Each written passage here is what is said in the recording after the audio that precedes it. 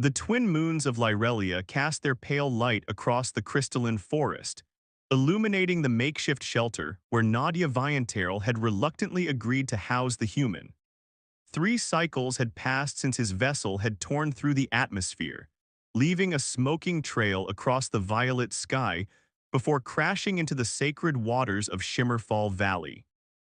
Your temperature is normalizing, Nadia observed, her striking blue eyes studying the medical scanner in her slender violet hand.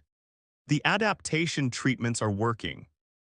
Julian Reeves sat up slowly on his bedding of woven fibers, wincing as he stretched his still-healing ribs. "Thanks for not letting me die," he said with a weak smile. "Though I'm still not sure why you saved me." Nadia's silver hair caught the moonlight streaming through the shelter's translucent ceiling. "The council would have preferred I leave you to the tangle beasts," she admitted, her melodic voice carrying the distinct accent of the southern groves. "But I am a healer. I do not choose who lives or dies based on species." In truth, she had been fascinated by the human since the moment she'd pulled him from the wreckage. She had studied off-worlders during her education in the capital city, but never had she encountered one in person, especially not one with such curious features. His skin was a warm tan color, nothing like her violet complexion, and his dark hair and eyes held no luminescence. "Your communication device," she said, handing him back the repaired transmitter. "I've enhanced its range, but even so it may take many cycles before your people receive the signal." Julian accepted it gratefully. How many cycles in an Earth year? "Approximately 73, Nadia replied. "Your technology is primitive compared to ours." He laughed, then immediately regretted it as pain shot through his chest. "Yet somehow your people never developed space travel." "We have no need to leave," she said simply. "Lyrelia provides everything." As darkness deepened outside, Nadia gathered her silver bathing vessel and thin white ceremonial wrappings. "I must perform my evening cleansing," she stated formally. "You will remain here." Julian raised an eyebrow. "Where else would I go? I can barely walk to the food storage without needing a rest."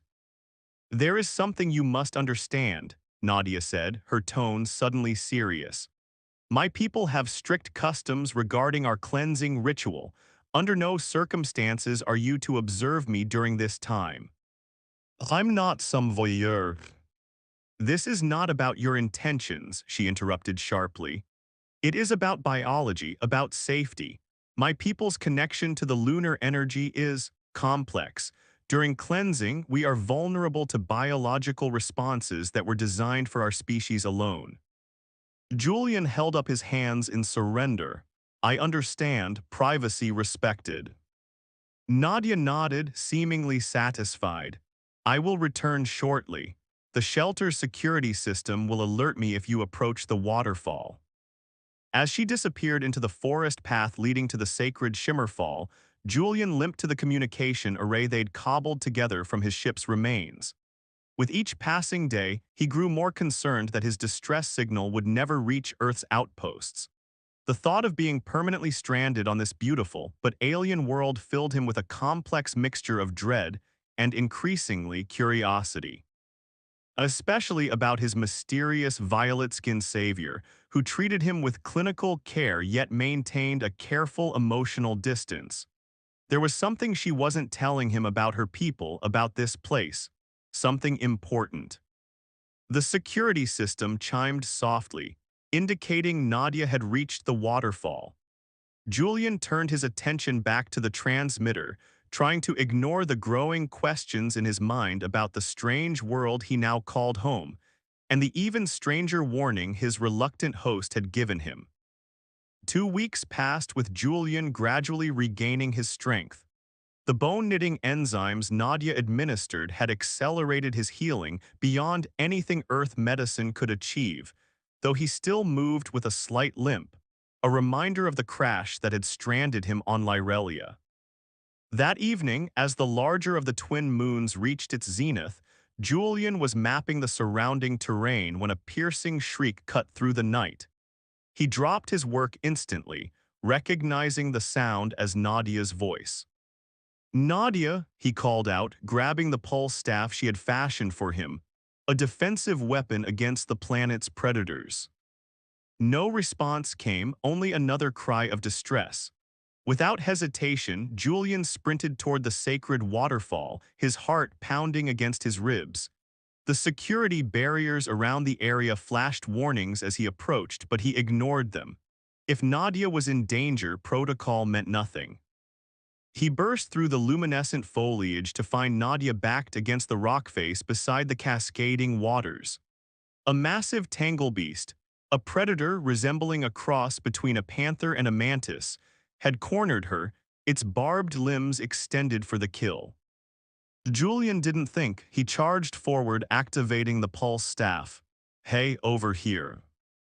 The creature whirled, its segmented eyes focusing on this new threat. It abandoned Nadia, leaping toward Julian instead. He dodged sideways, bringing the staff down on the creature's armored back. Energy crackled across its carapace, stunning it momentarily. "Get back to the shelter," Julian shouted to Nadia, keeping his eyes fixed on the recovering beast. "Julian, don't look at me." Nadia's voice was different, strained, almost panicked. But it was too late. In the chaos of the moment, Julian glanced over his shoulder to ensure she was retreating to safety. What he saw froze him in place. Nadia stood beneath the waterfall in her ritual white undergarments, which now seemed to glow with an inner light. But it wasn't just the garments. Her violet skin had begun to illuminate from within, pulsing with bioluminescent patterns that spread across her body like living tattoos. Her silver hair floated around her as if suspended in water, despite the air between them, and her blue eyes had brightened to an almost painful intensity. In that split second of distraction, the tangle beast recovered. It lashed out, one barbed limb slicing through Julian's sleeve and into his arm. He cried out, stumbling backward. "No," Nadia's voice resonated strangely, as if multiple voices spoke at once. She stepped from the waterfall, water streaming off her glowing form, and raised one hand toward the creature. A pulse of energy, visible as rippling air, shot from her palm. The tangle beast convulsed, then collapsed, its limbs twitching before falling still. Julian clutched his bleeding arm, staring at Nadia in astonishment. What just happened?" "You looked," she whispered, her voice trembling. "You weren't supposed to look." The luminescence beneath her skin pulsed more intensely, racing patterns spreading across her body. Her breathing became rapid, shallow. She stumbled forward, and Julian rushed to catch her before she fell. The moment his skin contacted hers, an electric sensation shot through his body. Images flooded his mind, strange landscapes, ancient rituals, stars seen from unfamiliar angles. He felt her heartbeat synchronize with his own, felt her consciousness brush against his like fingertips across water. "What's happening to you?" he gasped, still holding her.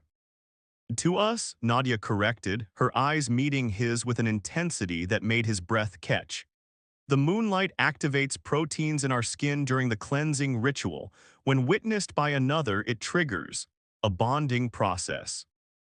"A bonding process," Julian repeated, suddenly aware of the warmth spreading from the points where their bodies touched. "My ancestors evolved this biology as a mating mechanism," she explained, her voice stronger now though still layered with unfamiliar harmonics. When a potential mate witnessed the ritual, it would initiate physiological changes to ensure compatibility. Julian helped her sit on a nearby stone. "But I'm not even your species." "That is what concerns me," Nadia said, the glow beneath her skin slowly stabilizing into intricate patterns. "This has never happened with an off-worlder before. I don't know how it will affect either of us." As if answering her concern, Julian noticed a faint blue luminescence beginning to trace the veins in his arms, starting from where he had touched her and spreading outward. "I think," he said quietly, watching the light move beneath his skin, "we're about to find out." The shelter seemed smaller somehow as Julian paced its perimeter. the faint blue luminescence still visible beneath his skin 3 days after the incident at the waterfall. Nadia sat cross-legged on her sleeping mat, eyes closed in meditation, the patterns on her violet skin pulsing in rhythm with her breathing. "You're making it worse by resisting," she said without opening her eyes. "The bond seeks equilibrium." Julian stopped packing. "Equilibrium? Nadia, I have alien DNA rewriting my cellular structure. Forgive me if I'm a little concerned." Her eyes opened, glowing with that unsettling blue light.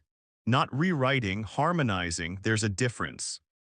Since the encounter, they discovered several unexpected changes. Julian's wound from the Tangle Beast had healed completely within hours. His night vision had improved dramatically, and most disconcertingly, he could sense Nadia's emotions, a constant awareness of her presence at the edges of his consciousness. "You said this was a mating mechanism," Julian said, sitting down across from her. "What exactly does that mean for us?" Nadia sighed, the luminous patterns dimming slightly. "In ancient times, before we became a technological civilization, my ancestors used the lunar-activated bonding to ensure genetic compatibility and strengthen tribal connections. The female would undergo the ritual cleansing under specific lunar alignments, and if witnessed by a genetically suitable male, the bonding would begin." "And what happens when the bonding is complete?" Julian asked, though he suspected he already knew. "Traditionally, a permanent pair bond forms, the biological changes stabilize, the couple becomes, as one being in two bodies." She looked away. "But that was between two Lyrellians. With you being human, I cannot predict the outcome." Julian rubbed his temples. "Fantastic." "The Council must not learn of this," Nadia said suddenly. "If they discover I've initiated a bond with an off-worlder, they'll separate us immediately. The physiological shock could be fatal to both of us at this stage." The gravity of their situation settled over Julian. Not only was he stranded on an alien planet, but now his very biology was changing, linking him irrevocably to a woman he barely knew. "We need to understand what's happening to us," he said finally, "and for that we need data." Nadia nodded. "My medical scanner can analyze the changes, but we should go to the old research facility in the Eastern Groves. It has more advanced equipment that might help us understand the cross-species implications." "Is it safe to travel there?" "No," she admitted. "The facility was abandoned after the Great Schism. The forest has reclaimed much of it and many predators have made it their territory, but it's our best option for answers." Julian stood, decision made. "Then we leave at first light." The eastern grove stretched before them, ancient trees with translucent bark that refracted sunlight into prismatic displays. Julian adjusted the pack on his shoulders, surprised at how light it felt despite containing 3 days' worth of provisions. "Another effect of the bond," Nadia explained, noticing his expression. "Enhanced strength and endurance. Your body is adapting." They had traveled for hours, maintaining a pace that would have exhausted Julian in his normal human state. Now he felt invigorated, his senses sharper than ever before. "Tell me more about this great schism," he said as they navigated a narrow ridge overlooking a valley of crystal formations.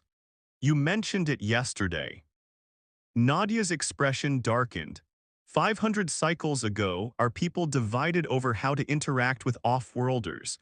Some, like my ancestors, believed in isolation and preservation of our ways. Others wanted to join the galactic community to share our knowledge and technology. "Let me guess, your side won." "For a time," she acknowledged. "The isolationists gained control of the council and established strict protocols against off-world contact. But the expansionists continued their research in secret, studying ways to modify our biology to better adapt to space travel." "The facility we're heading to." She nodded. They believed our lunar sensitivity was holding us back from the stars. Their experiments sought to neutralize the bonding response. Julian processed this information, so there might be a way to reverse what's happening to us. Possibly, Nadia said, though something in her tone suggested uncertainty, or perhaps reluctance. Before Julian could pursue this further, the ground beneath them trembled. A deep rumbling sound rose from the valley below. "Earthquake?" he asked, steadying himself against a tree.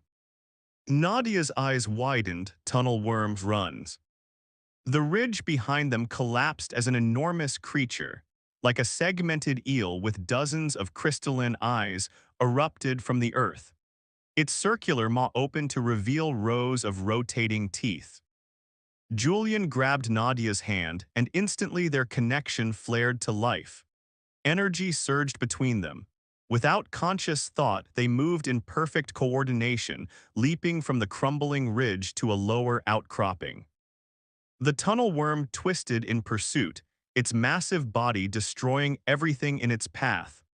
Julian felt Nadia's intentions flow into his mind, a plan forming between them without words.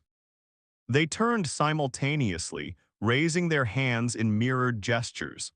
The luminescence beneath their skin intensified, channeling outward in twin pulses of energy that struck the creature's sensitive eye clusters. The tunnel worm recoiled with a deafening shriek, retreating into the earth as quickly as it had appeared. Julian and Nadia stood frozen, hands still raised, breath coming in synchronized gasps. "Did we just?" Julian began. "Yes," Nadia whispered, staring at her hands. "The bond, it's progressing faster than I anticipated. We shared energy." Their eyes met, mutual realization dawning between them.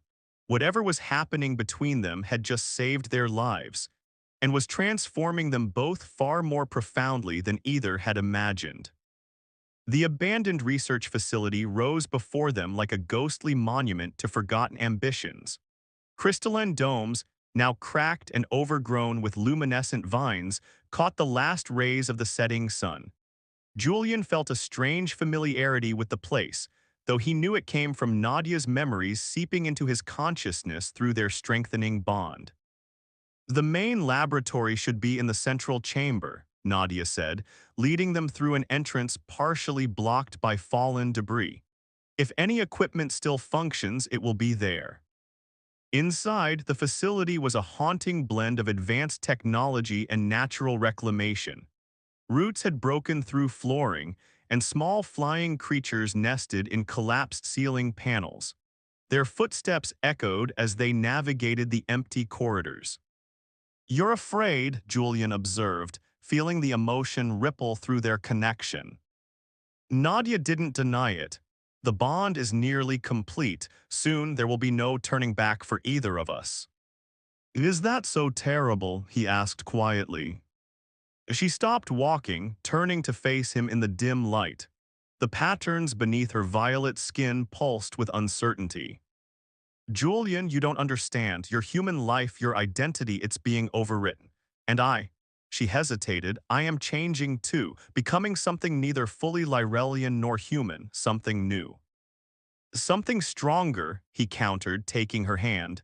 The now familiar surge of energy flowed between them, and the blue luminescence in his veins brightened in response.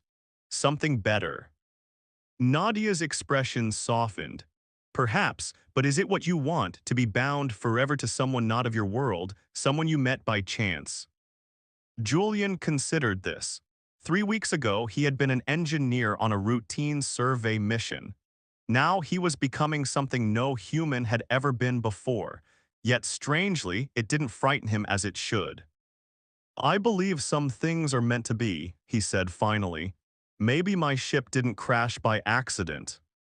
They continued through the facility in contemplative silence until reaching the central laboratory. Unlike the rest of the structure, this room appeared relatively untouched by time.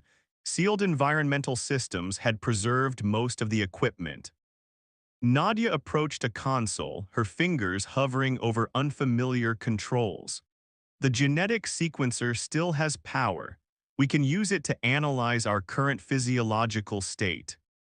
Julian watched as she activated the ancient machinery. Holographic displays flickered to life, bathing the room in soft blue light.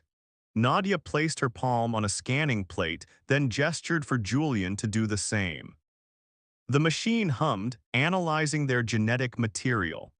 Intricate strands of DNA appeared in the air between them, Nadia's complex spirals interwoven with Julian's simpler human code. As they watched, the strands seemed to reach for each other, merging at key points to form new hybrid sequences. Fascinating, Nadia whispered. The lunar proteins aren't just affecting our appearances, they're creating an entirely new genetic framework, one that combines the strengths of both our species. Julian studied the display. Is there any way to reverse it? Nadia's hands moved across the console, bringing up additional data. Yes, the expansionists developed a compound that could neutralize the lunar proteins. She pointed to a formula displayed on the screen. We could synthesize it here. And if we did, Julian asked, what would happen? Our original DNA would reassert itself. The bond would dissolve. Her voice was clinical, but Julian felt the conflict behind her words. You would return to being fully human. I would return to being fully Lyrellian. Julian was about to respond when a massive explosion shook the facility. Alarms blared as sections of the ceiling collapsed around them. What was that? He shouted over the noise. Nadia's eyes widened in horror. The council, they must have tracked us here. Another explosion rocked the structure. Through their bond, Julian sensed Nadia's sudden panic and the reason behind it. They mean to bury us alive, he realized. They can't allow knowledge of the bond to spread. Nadia grabbed a small device from the console, downloading the formula data. There's an emergency exit through the southern corridor. We need to move now. They ran through the disintegrating facility, dodging falling debris. Julian felt Nadia's knowledge of the building's layout flow into his mind, guiding his movements. Together, they navigated the collapsing structure with preternatural coordination. As they reached the emergency exit, a final explosion sent a shockwave through the facility. The ceiling above them gave way. Without thinking, Julian pushed Nadia forward, shielding her with his body as tons of crystalline material crashed down upon them. In that moment, their bond flared to full strength. A cocoon of energy surrounded them, deflecting the worst of the debris. When the dust settled, they found themselves in a small pocket of space amid the rubble, both glowing brightly with shared power. You were willing to die for me, Nadia said softly, her face inches from his. Julian realized she was right. The instinct had been immediate, unquestionable. I guess I was. No Lyrellian has ever bonded with an off-worlder before, she said, her glowing eyes searching his. But I think I understand why it happened with us. Why? Julian asked, though part of him already knew the answer. Because we were already compatible in the ways that matter most, she whispered. Not in biology, but in spirit. As the weight of her words settled between them, Julian closed the distance between them. Their lips met, and the bond between them sang with completion, two souls finally acknowledging what their bodies had already known. When they parted, Julian noticed the device in Nadia's hand, the one containing the formula to undo everything that had happened between them. What will we do with that? He asked. Nadia looked at the device, then back at Julian. That depends on what we want our future to be. The first rays of morning light filtered through the canopy of the whispering forest, where Julian and Nadia had taken refuge after escaping the collapsed research facility. 3 days had passed since their narrow escape, and the council's search parties still combed the region, hunting the forbidden pair bond that challenged centuries of Lyrellian isolation. Julian sat at the edge of their hidden shelter, a small cave concealed behind a waterfall smaller than the sacred Shimmerfall. The luminous patterns beneath his skin had stabilized into elegant designs that mirrored Nadia's own markings, visual proof of their completed bond. Your transmitter is activating, Nadia said, emerging from the cave. Someone has finally received your distress signal. Julian checked the device. Sure enough, the response indicator blinked steadily. After nearly a month stranded on Lyrelia, rescue was finally within reach. Earth outpost on Proxima Centauri, he read aloud. They're dispatching a recovery vessel, arrival estimated in 2 days. The news should have filled him with joy. Instead, he felt a complex knot of emotions, relief tinged with uncertainty, hope shadowed by loss. Beside him, Nadia's feelings echoed his own through their bond. You could return home, she said quietly, to your people, your life. Julian turned to face her. In the weeks since their bond had formed, he'd come to know her more intimately than he'd ever known another being. Her thoughts, her memories, her hopes and fears, all had become part of him, just as his had become part of her. What life would that be, he asked. I'm not fully human anymore, and I would be separated from you. Nadia touched the small device that still contained the formula to neutralize their bond. We could use this before your ship arrives. You would return to your original state. Is that what you want?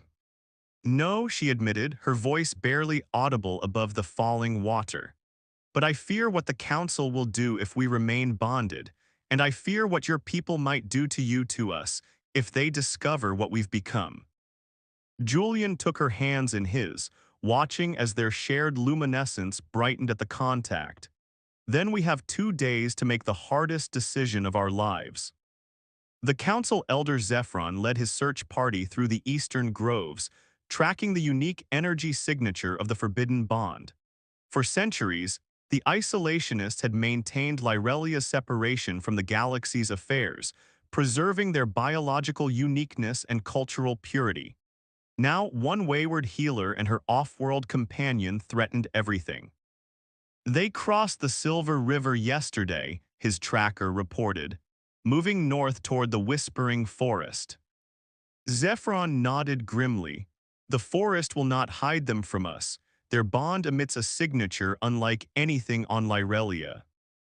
Elder, the tracker hesitated. The readings are unusual.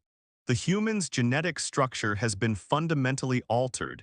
He is becoming more Lyrelian with each passing day. All the more reason to find them quickly, Zephron said. If word of this spreads, others might seek similar bonds with off-worlders. Our people's identity would be diluted, our connection to Lyrelia itself compromised. What Zephron didn't share with his search party was the real reason behind his urgency. Ancient texts spoke of such cross-species bonds, rare, powerful unions that could access deeper layers of lunar energy than pure Lyrelians. If the legends were true, this human and Nadia together might eventually challenge the Council's authority itself. Such power could not be allowed to exist. On the eve of the rescue ship's arrival, Julian and Nadia stood beside the sacred Shimmerfall where their journey had begun. The twin moons hung full in the night sky, bathing them in silver light that made their shared markings glow with heightened intensity. I've been reviewing the research data we recovered, Nadia said, her voice steady despite the weight of the moment. The expansionists discovered something the Council tried to suppress.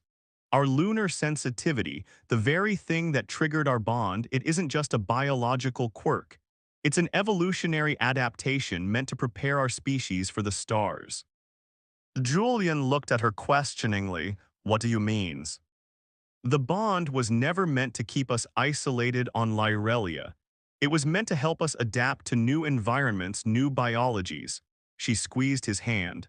What happened between us isn't an aberration, it's the fulfillment of my species' true purpose. A branch snapped in the forest behind them.